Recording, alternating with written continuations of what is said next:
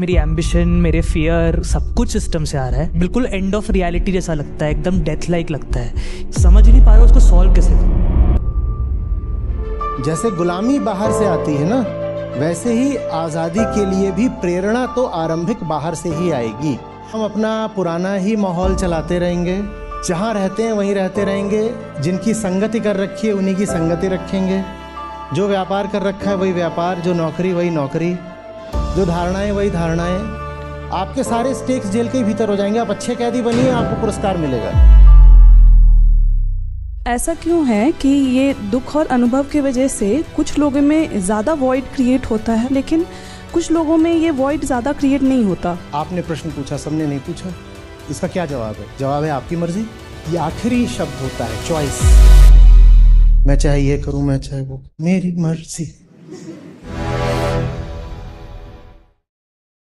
Sir, आपने ये जो सिस्टम की बात करी, मतलब जिसमें सभी कुछ आ गया, information, power, politics, capital, hierarchy, religion, सारा कुछ।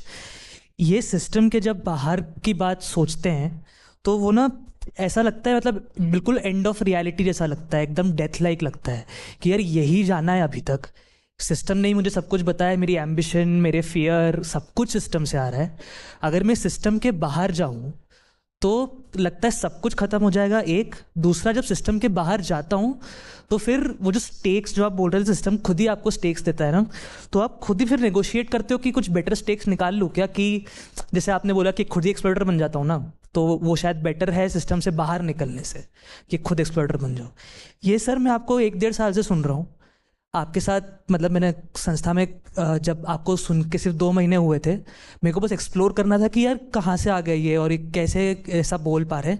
मैंने आपके साथ इंटर्नशिप करी, मैंने संस्था को देखा और मेरे को समझ में आया कि यार ये काम बहुत अलग है, शायद यही सही है। आप जो जो लगता भी है कि ये सही है, ये वो भी आप ही के कारण लगता है, क्योंकि आपने ही इन्फॉर्मेशन दी कि भाई ये है दुनिया, इसीलिए काम सही है, इसलिए मैं कर रहा हूँ।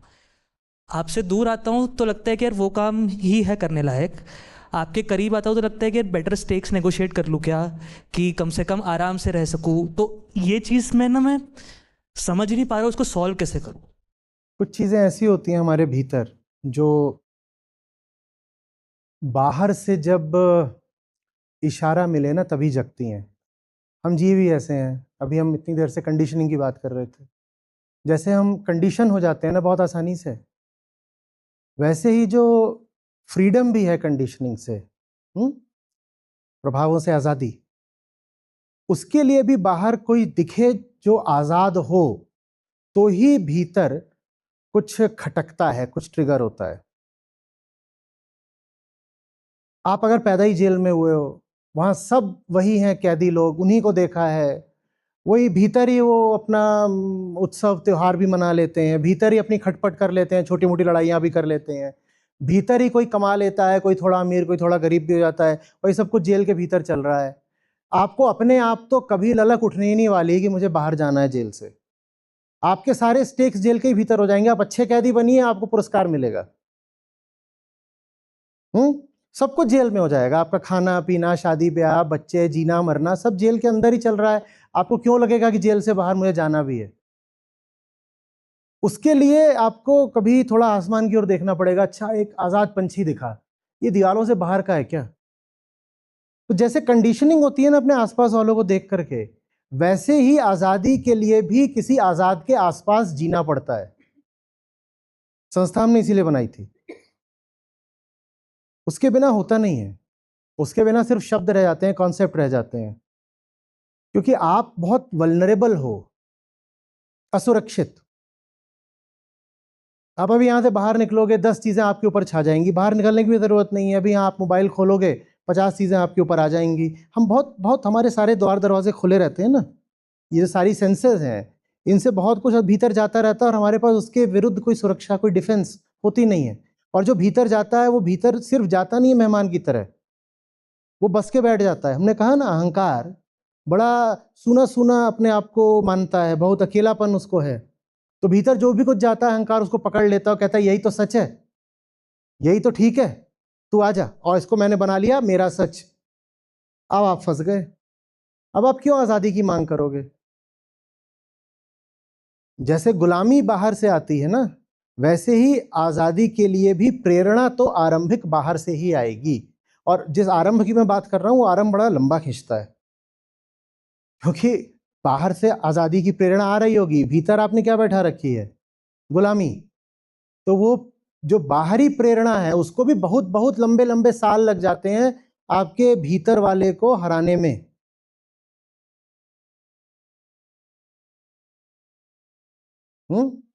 संस्था में थे, एक पोस्टर देखा होगा कि तुम्हें आग से बचाने के लिए मुझे आग से नहीं तुमसे लड़ना पड़ता है। आग लगी हुई है और जलने का खतरा है और मुझे तुम्हें आग से बचाना है, तो मैं आग से नहीं लड़ता, मैं तुमसे लड़ता हूं, क्योंकि तुम उतारू हो जल मरने के लिए। तुम कह रहे हो मुझे आना ही नहीं बाहर। तो भीतर जो बैठा है उसके विरुद्ध फिर बाहर भी किसी को बैठाना पड़ता है जो लगातार आपको टोकता चले, लगातार आपके सामने एक दूसरी हकीकत रखता चले, एन अल्टरनेट रियलिटी। नहीं तो जो आपने देखा है, जाना है और जो आपके मन के भीतर है, आपके लिए वही एकमात्र सच्चाई बन जाती है, सोल रियलिटी। और जब वही एकमात्र सच्चाई है तो विद्रोह की क्या बात है, आज़ादी की क्या बात है? यही है, कोई ऑल्टरनेटिव ही नहीं है। जब कोई बाहर दूसरा आता है तो विकल्प दिखाते कहता है विकल्प है और मैं रहा, मुझे देखो, अगर मैं ऐसा हो सकता हूं तुम भी हो सकते हो, मुझ में तुम में कोई मूलभूत फर्क तो है नहीं। तो तब होता है। नहीं तो ये यही चलता रहेगा कि आचार्य जी मैं अपने पुराने साधारण सामान्य संसारी जीवन में जब रहता हूं तो फंस जाता हूं, तो मैं पूछूंगा वहां रहते ही क्यों? अगर कह रहे हो खुद ही अपने मुंह से कि फंस जाते हो, तो तुमसे किसने कहा है कि तुम वहीं जाके बसो? तो ये तो अपना फैसला होता है, ये करना पड़ता है, उसके बिना नहीं है। ये मुगालता बिल्कुल मत पालिएगा, ये बहुत ज्यादा आध्यात्मिक लोगों को रहता है कि हम अपना पुराना ही माहौल चलाते रहेंगे,